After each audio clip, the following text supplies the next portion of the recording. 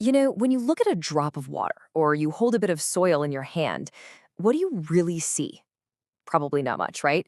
But what if I told you there's a hidden story in there, a secret language that tells you everything about its journey, its purity, and its health?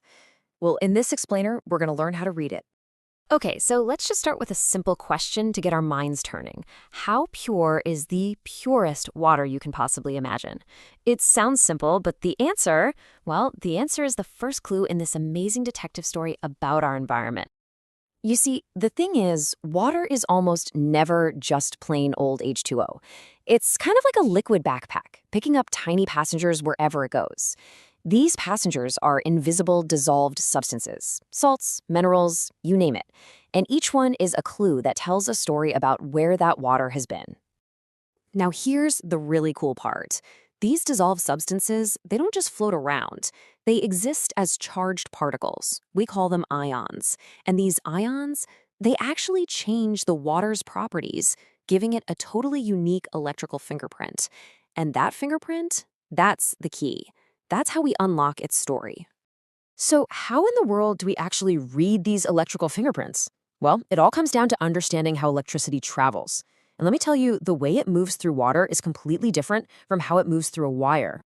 The main idea we need to get our heads around is called conductance. It's a fancy word, but it's simple. It's just a measure of how easily electricity can flow through something. You can think of it like this. High conductance is a wide-open, 6-lane superhighway for electricity.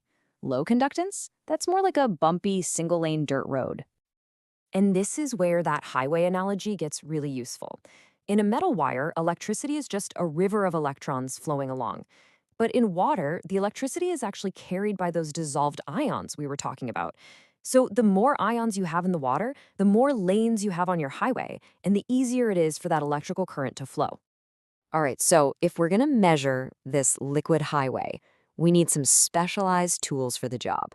So let's meet the detective's toolkit that scientists and technicians use every single day, the conductivity and salinity meters. First, you've got the conductivity meter. This is your all-purpose gadget. It measures the total electrical flow from all the different ions in a solution. Then you've got the salinity meter, which is more of a specialist. It takes that same conductivity reading and uses it to tell you the concentration of dissolved salts. Super useful for things like checking out ocean water. So, how do these meters actually do their thing?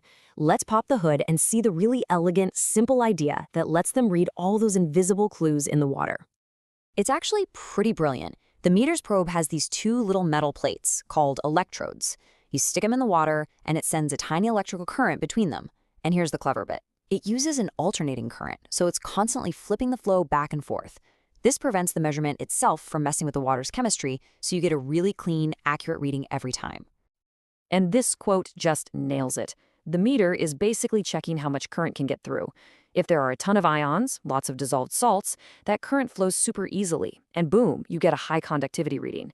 If the water is really pure with hardly any ions, the current struggles to get through, and you get a low reading. It's that simple. Okay, this is where it gets really, really cool.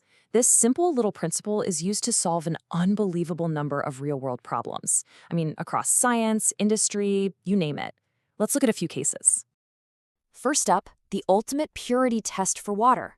Think about industries like making medicine or computer chips. You need water that is absolutely spotlessly pure.